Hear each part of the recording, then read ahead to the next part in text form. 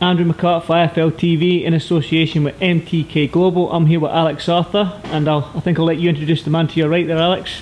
the one and only future world champion, Lee McGregor. Lee McGregor, how you doing, Lee? I'm good, mate. I'm good. How are you? I'm good, mate. Let's start off with, you've had a good past month there, winning a couple of golds. Yeah. Were you retaining your British title there? Yeah, I defended. I won it back in Scotland in 2016.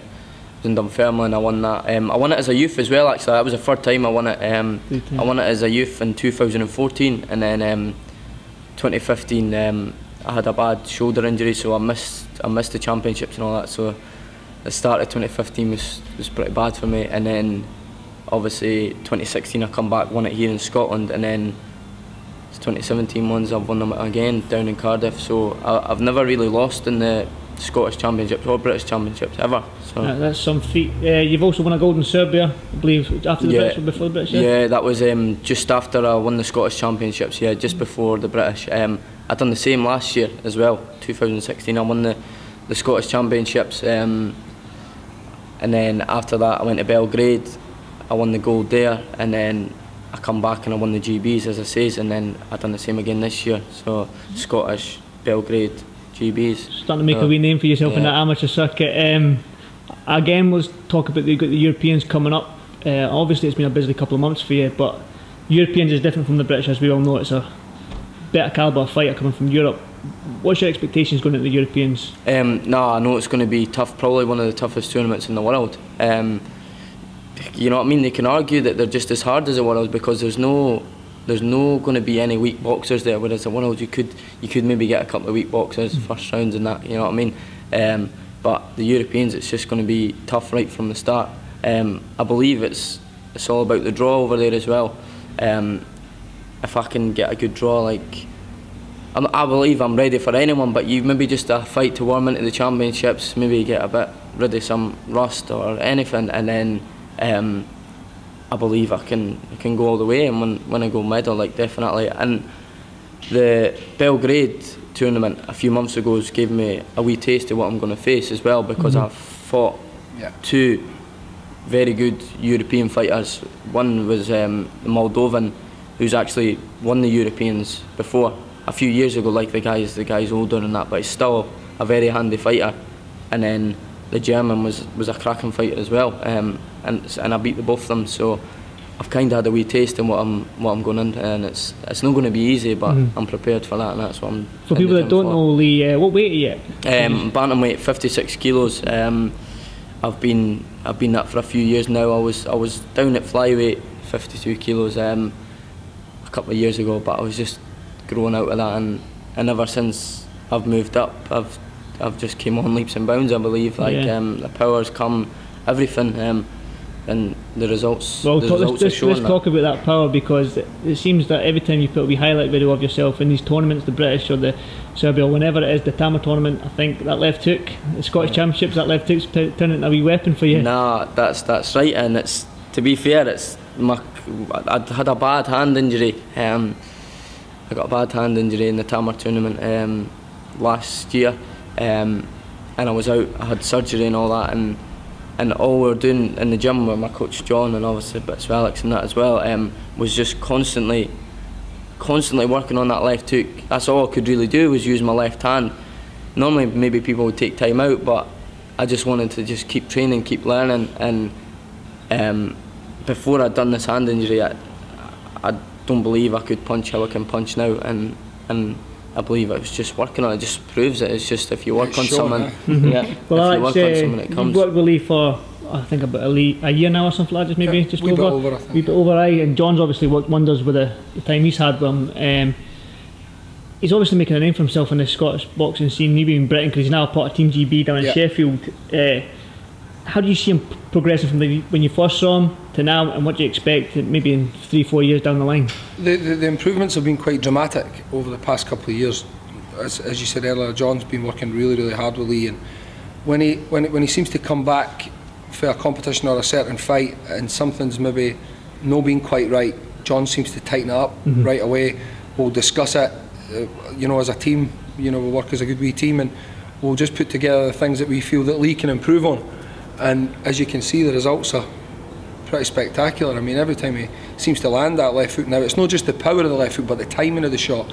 You watch the timing of the shot. Every time he lands it, it's perfect timing, and he sets the shot up now as well.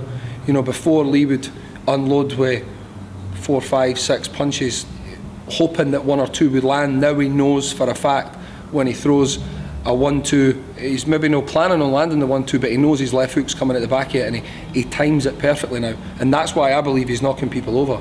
Not because of the sheer weight of the shot, but the timing of the punch. Well, that's what they say, timing's everything, sort of thing. Timing beats speed, beats power, beats everything. Yeah, he's definitely got that, because like I said, I've watched a couple of highlights videos with the tournaments, and that left hook, when it lands, it's been putting them on the bottom, so good shot. Again, with the Scottish boxing scene as a whole, is absolutely flying with Josh Taylor and obviously the younger guys in this gym as well, Lewis Paul, guys like that, the jumping. Are you itching at the bit for that paid rank? So you still want to learn your trade, because you're still only what, 19, 20? Yeah, 20 I am. 20, I just turned 20 back at Christmas Day. Yeah. I do like the sound of it on that, but my mind's fully focused on Commonwealth Games, Gold Coast. April next year. That's the aim. I've got the right guys around me. My head coach John, even Pej Horsripper, he's another guy I've been with from the very start, and they're all just going to guide me in the right direction. You know what I mean? I didn't even need to worry about that. I know I'll just do what I'm told, and I know that's what's going to be the best for me. Well, obviously you know Josh Taylor. He's got a big fight coming up. Alex, you know him very well as well. Tough fight for Josh. O'Hara's clearly a good fighter. His record proves that. But what you seen? What do you predict from this fight? What I see, like firsthand, is the fact that Josh's pedigree is far better than O'Hara Davies's. His amateur pedigree, you know, the countries that he's travelled to, the experience he's picked up. What I believe O'Hara Davies has going for him is he's a very confident individual. He's powerful. You know, he can punch very, very hard. As he's proven time and time again, and he's very ungainly. Sometimes when I watch him, I wonder if he knows what he's going to do next himself.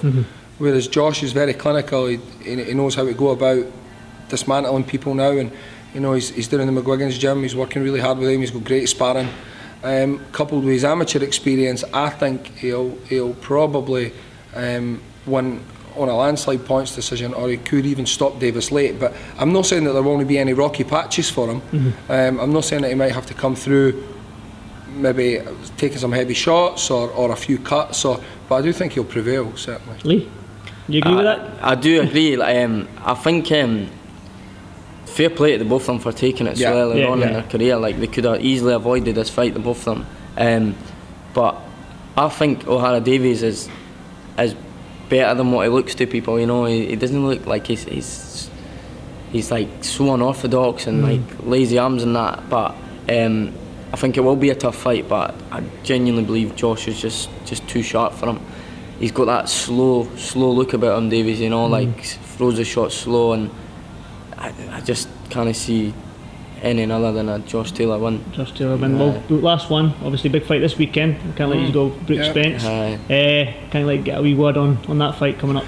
I was actually really concerned about KELL BROOK in the build up to this fight, with the fact that he's dropping back down a weight. History shows that any fighters that have went up 1-2 weight divisions and then had to drop back to the original weight doesn't go really well. Roy Jones being one prime example, who was the best pound for pound fighter in the world at the time. But when I seen KELL BROOK on the scale yesterday, weighing 10, 8 and 2 ounces and looking actually really well, I was actually quite surprised, and it's kind of swayed me back towards KELL BROOK again. Really? It really has. I mean, ERROL Spence is tremendously dangerous, and he's very, very hungry. He wants what KELL BROOK has had for a long time, and that can be a really difficult guy to put off. You know, no matter who it is, when you're a challenger and you're hungry for that title, it takes a lot of stopping. But KELL BROOK looked really, really good yesterday, and another pound shouldn't affect him that much. So I think that I probably sway back toward Bramall Lane, you know, down there, his own crowd. 40,000. Could inspire him and drive him to a victory. I do think this will probably be his last fight at welterweight, win, lose or draw. But I'm kind of leaning back towards KELL BROOK now. Again, that's another cracking fight. I believe, and I believed from the start, like it's just KELL BROOK's going to win. But look, Errol Spence is a class operator as well, isn't he? So it's going to be a good fight, and I just my opinion, I believe Kell Brook's going to win, but you can't really argue who wins this fight. Like, it's definitely a 50-50 fight, and I'm not going to be surprised if Errol Spence wins. Okay, it's genuinely that close. Sort of feel John's eyes in the back of my head. You start training, I'll let you get training there. And I'll thanks for doing this for IFL TV, guys. Thanks very much. Thanks very much. Thank you. Thank you.